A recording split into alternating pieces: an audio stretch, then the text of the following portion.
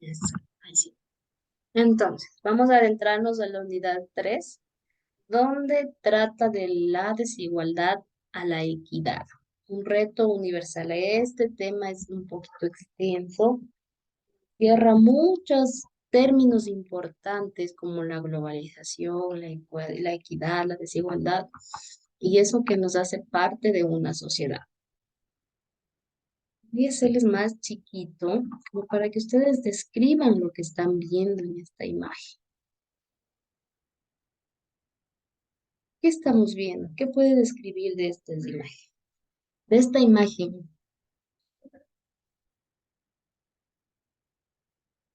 ¿qué podemos captar? ¿Qué podemos concluir de la imagen que estamos viendo?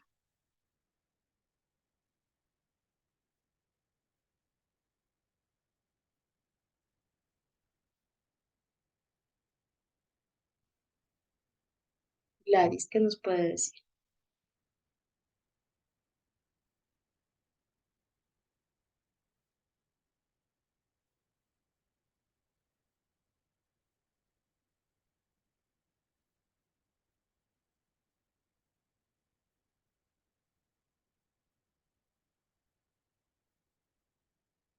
¿Sí ¿Me escuchan, chicas? ¿Me escuchan o está pasando algo por ahí? Gladys, ¿me escucha? Esmeralda, ¿me escuchas? Sí, sí, sí, lo escucho, licenciada. Sí, sí, lo escuchamos, licenciada. Entonces vamos participando. Miren la imagen. ¿Qué puede concluir de la imagen? ¿Qué es lo que está viendo en esa imagen? ¿Qué es lo que puede decirnos de esa imagen? Yo, licenciada, veo A ver, que Gladys. las personas que están en la parte de arriba son personas que tienen dinero, como que se les ve adinerados. Ya, y en Es lo que cuanto, puedo ver.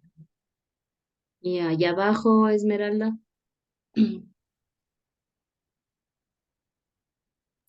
Personas de clase media o baja que intentan subir por esa escalera.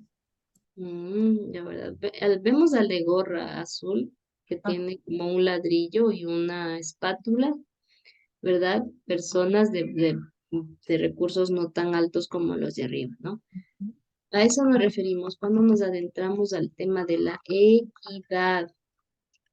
Hace un rato, en la anterior hora, estábamos viendo que es una igualdad, ¿no? Entonces, equidad hace referencia a este término de igualdad.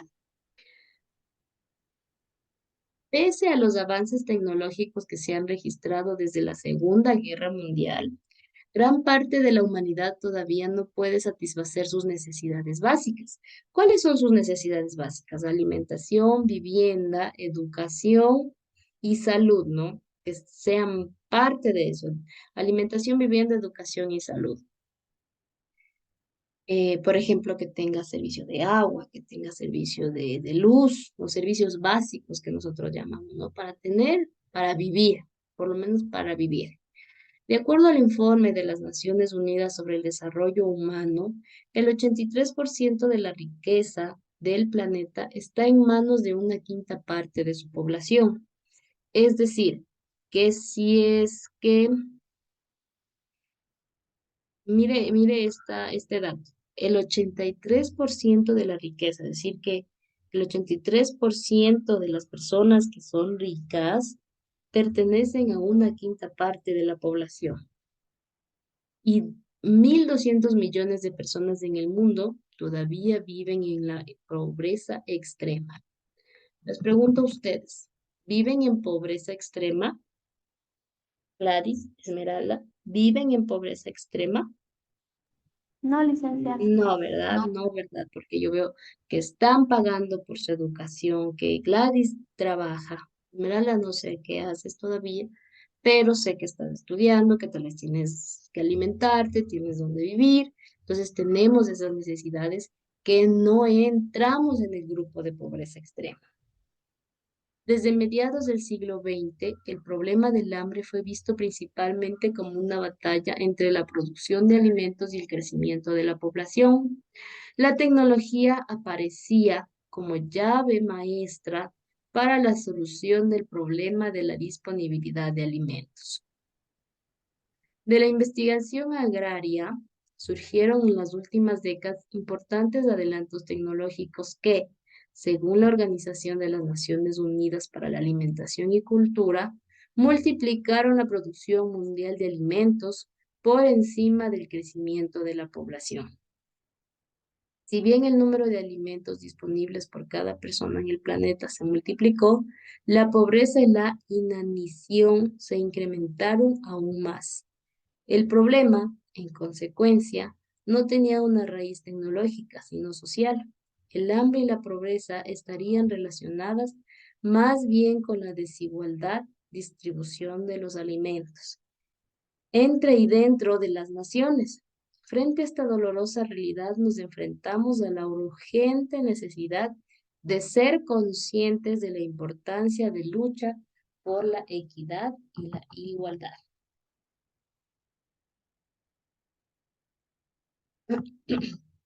¿Cuáles fueron las crisis de los años 80 antes de que surgiera todo esto, ¿no? Porque recordemos que la finalización de la Segunda Guerra Mundial fue en el año de 1946 y después de ahí surgieron ciertos adelantos tecnológicos, ciertas potencias mundiales. Pero ¿qué pasó en la crisis de los años 80? Esmeralda, lea todo lo que está viendo en su pantalla.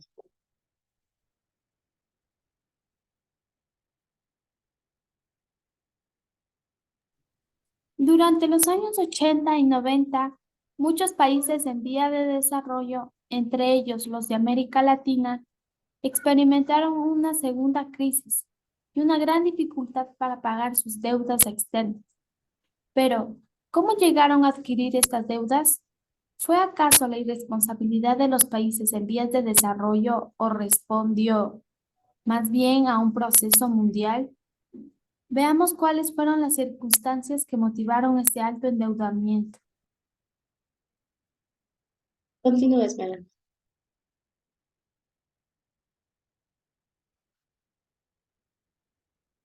Disculpe, licenciado, no la escuché. ¿Me puede repetir, por favor? Continúa leyendo. Eliminación del patrón oro y la danza de los millones.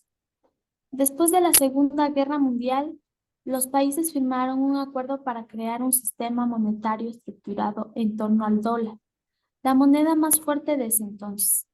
Estados Unidos se comprometió a mantener el precio del oro en $35 la onza. Es decir, tenía que asegurarse de que por cada onza de oro con la que contaba en sus reservas, podía imprimir $35 en billetes.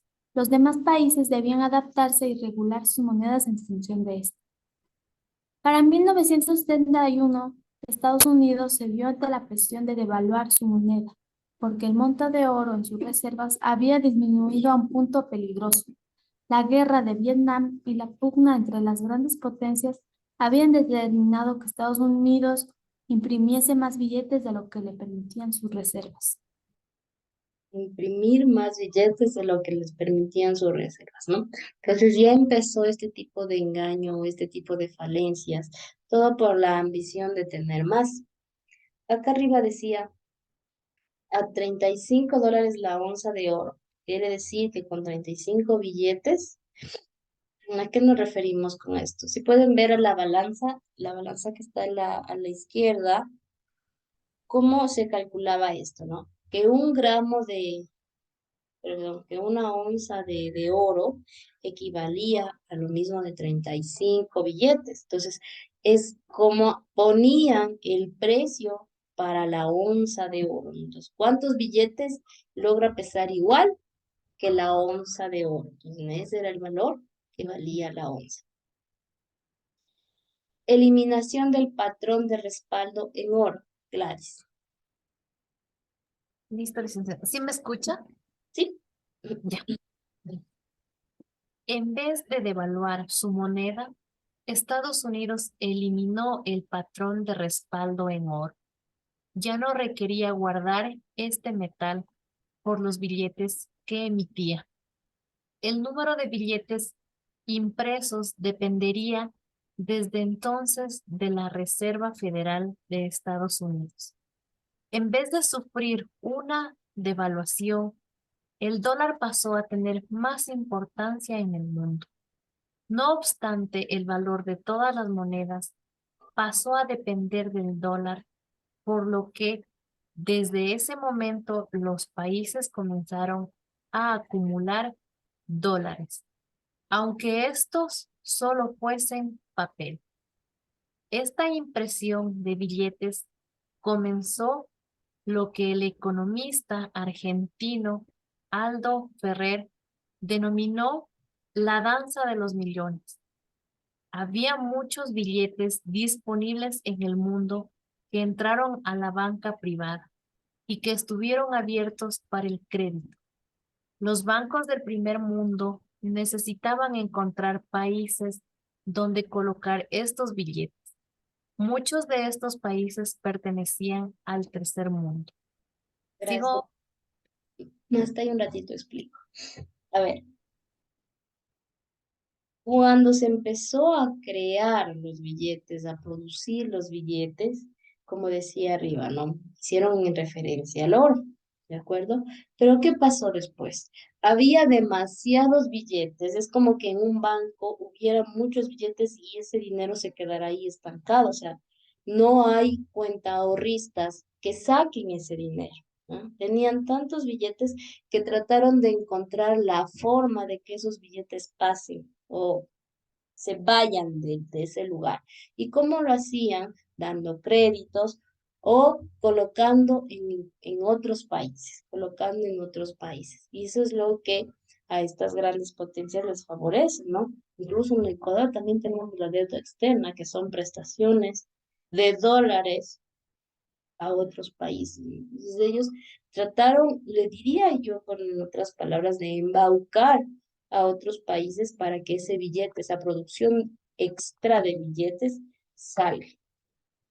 Los petrodólares.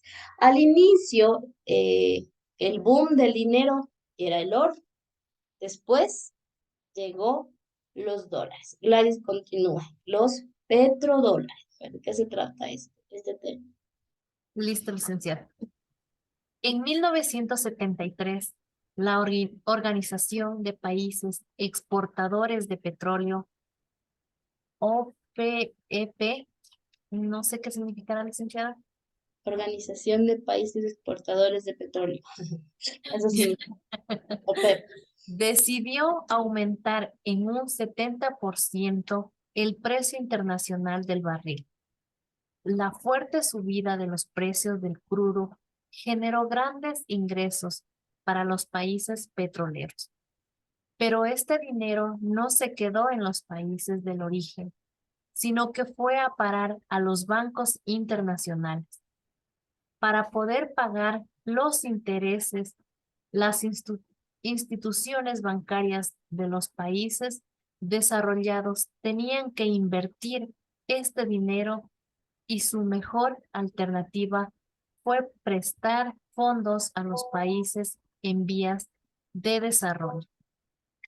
Los préstamos fueron otorgados, por lo tanto, con mucha facilidad sin considerar en qué se utilizarían. Gran parte de este dinero se gastó en compras de armamento, otro tanto en proyectos monumentales a gran escala que no necesariamente eran muy efectivos. En el caso de América Latina, se utilizó para el financiamiento de la represión por parte de las dictaduras. Así, la deuda externa de los países en vías de desarrollo creció de 180 millones de dólares a 4.000, sí, ¿verdad? 406.000. 406 mil millones en 1975. Entre 1975 y 1979, el monto de la deuda se triplicó. Ecuador debe una deuda externa. Ecuador debe una deuda externa. Y ya sabe de dónde, por lo que ahorita Gladys acaba de leer, usted ya sabe de dónde surgió esto y con qué fin, ¿no? No es que el Ecuador fue a otro país y le dijo préstamo, ¿no? Solitos vienen a ofrecer este tipo de préstamos. ¿Por qué? Porque tienen un exceso de billetes, como decía arriba, tienen exceso de dinero y ese dinero se tiene que mover.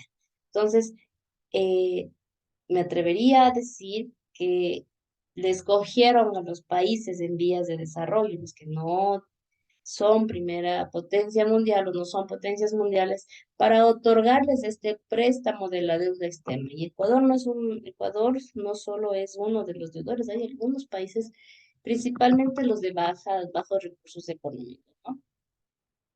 Crisis mundial. El petróleo, la crisis del petróleo y el derrumbe económico en los años 80. El alza de los precios del crudo generó una gran crisis a nivel mundial. La industria de los países occidentales se basaba en la utilización del petróleo barato y el aumento de sus precios forzó la reducción de la producción y de los programas de inversión. Como consecuencia, se produjo una inflación y creció la desocupación, es decir, no hubo trabajo o no había actividad en hacer. Los cierres de empresas se volvieron frecuentes y con ello vino el empobrecimiento de los sectores medios y bajos de la sociedad. Respuesta a esta crisis que se presentó. Para salir de la crisis, los gobiernos llevaron a cabo profundas reformas de corte liberal que impactaron seriamente a la vida de los millones de personas. Privatizaron empresas estatales y muchas personas perdieron su empleo. Es decir, que las empresas que pertenecían al gobierno fueron compradas por estos grandes personas adineradas para privatizarlas. Yo de haber escuchado esos casos aquí. Al fin de encontrar la inflación, países como Estados Unidos y Gran Bretaña planearon una medida que resolvería sus problemas. Generaron aumento en las tasas de interés. Ahora bien, ¿quiénes debían gastar estos incrementos? Los países que estaban endeudados. ¿Quiénes estaban endeudados? Aquellos países en vías de desarrollo. Uno de ellos, Ecuador. Por lo cual, por medio del aumento de tasas de interés, los países desarrollados trasladaron el costo de la crisis a los países más pobres, que sufrieron una multiplicación considerable. De un día para otro, el valor de su deuda externa. Se rumora que la deuda externa del Ecuador ya fue pagada. Ahorita lo que se está pagando son solo los intereses y aún así son intereses súper altos. Organismos como el Fondo Monetario Internacional, el famoso FMI, que han de haber escuchado también ese, ¿no?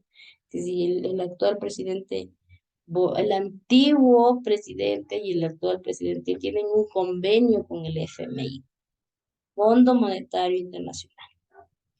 Y el Banco Mundial modificaron su estrategia. Su acción ya no se orientaba al desarrollo de proyectos específicos de las distintas regiones, sino a asegurar el pago de la deuda externa y la estabilidad del sistema financiero internacional. Este cambio implicó recortes en los recursos destinados a la inversión social en todos los países de vías de desarrollo. Entonces usted se da cuenta que no fue con un verdadero fin de decir, le voy a ayudar a este país, ¿no? Sino el fin fue de empezar a mover dinero y ganar interés. Nunca fueron tal vez por la igualdad o por el desarrollo de aquellos países, sino siempre hubo un interés de por medio. Crisis de los años 80 y el derrumbe del comunismo. Esmeralda, ayúdenme con la lectura, por favor.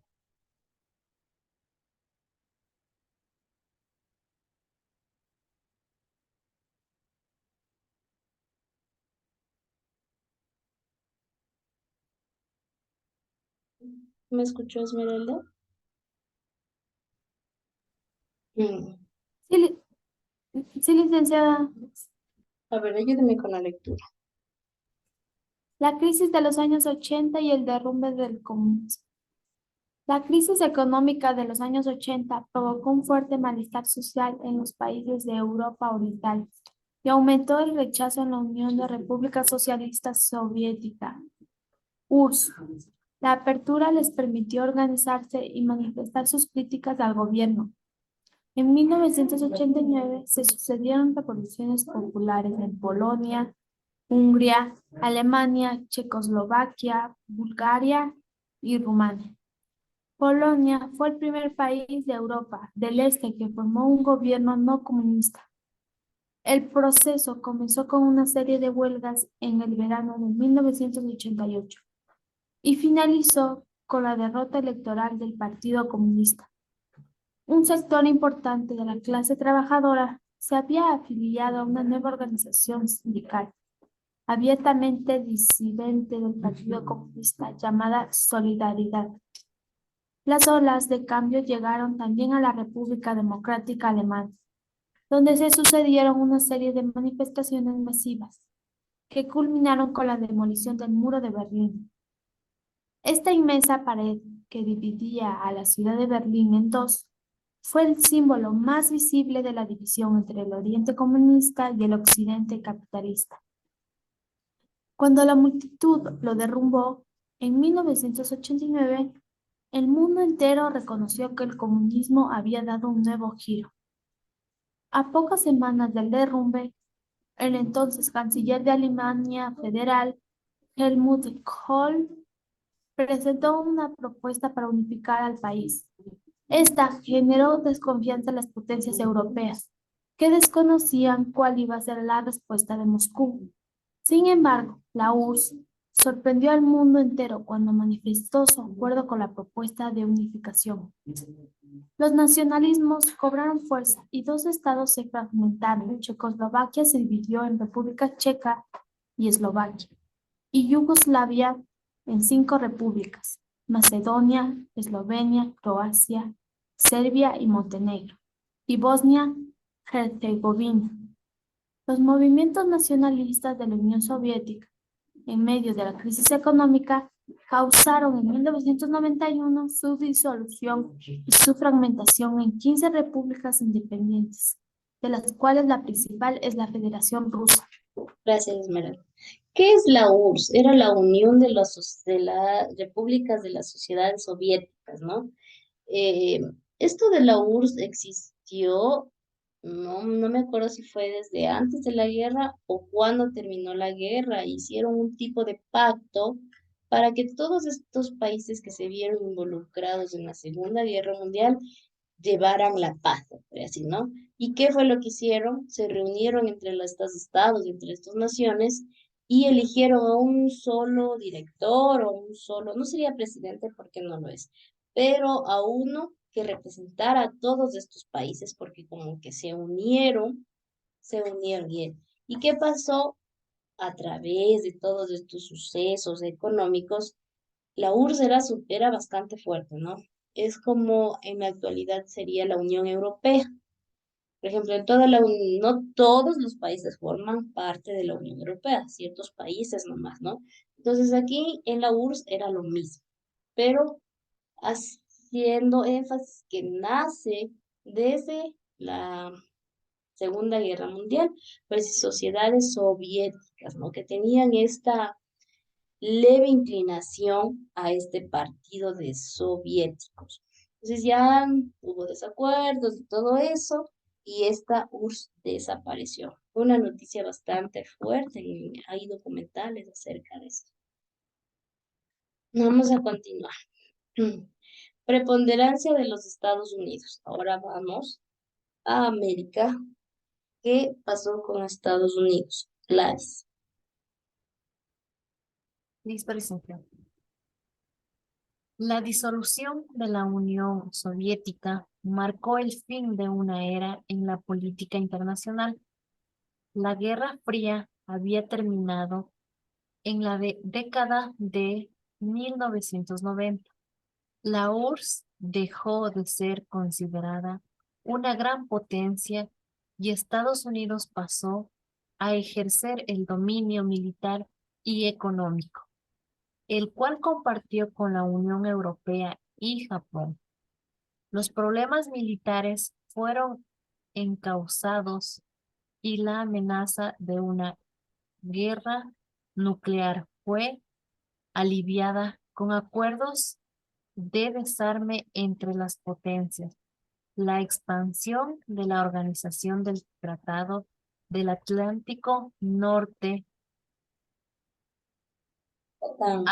OTAN, hacia los países de Europa Oriental, consolidó consolidó el predominio militar de Estados Unidos. En lo económico, las empresas estadounidenses consolidaron sus posiciones dominantes frente a sus competidores europeos y asiáticos, abarcando las actividades más rentables y dinámicas como informática, electrónica, telecomunicaciones, banca comercial e industrial petrolera. Industria petrolera. Ujú. Gracias, gracias. Recientemente, este tipo, por ejemplo, esta dice Organización del Tratado del Atlántico, OTAN, es otro tipo de organización como la URSS. Claro, la URSS les comento que dejó de existir, o las Naciones Unidas, ¿no? Son este tipo de reuniones, organizaciones, tratados que usan con el fin de llevar la paz, ¿no? Pero no es, como le digo, no es algo de ocultarlo, que que cada país tiene su, ¿cómo le diría? No lo hacen porque quieren, ¿no? O sea, lo hacen por interés, porque tienen algo que necesitan o que necesitan pertenecer para llevar la paz, todo eso, ¿verdad? Recientemente se originó esta, esta situación entre Alemania y Ucrania. Deme un ratito, por favor. Emily, estoy en clases.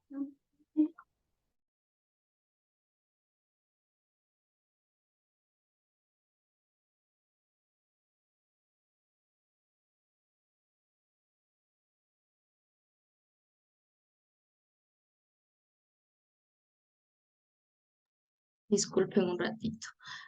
A ver, volvamos. Recientemente esta situación, ¿cómo le podríamos decir? Conflicto que sucedió entre Ucrania y Alemania, entre Rusia y Ucrania.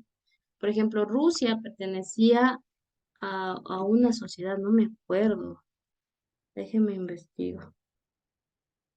No era la ONU. No sé si era la ONU o a la OTAN, que pertenecen a estos países, pero Ucrania no ha pertenecido a estos países. Entonces había también cierto conflicto de este tipo de organizaciones, porque uno de ellos, que siempre está por lo general en todas las organizaciones, era Estados Unidos. Y a Estados Unidos le convenía que Ucrania sea parte de este porque podía poner sus bases militares cerca de Rusia, ¿no? Recordemos que Rusia es uno de los países con mejores espías y armamentos y que el país que más cerca está en algún caso de que exista alguna guerra entre Estados Unidos y otros países. Entonces, aparte de que Rusia había invadido Ucrania, claro que cada uno tenía sus favores y sus en contra, ¿no? Pero ahí a vueltas se empezaron a meter estos países con sus intereses personales. Entonces, no todas estas organizaciones son porque quieren ser equitativos o igualitarios, sino porque cada uno tiene un interés propio, ¿de acuerdo? Nos desconectamos y nos volvemos a conectar.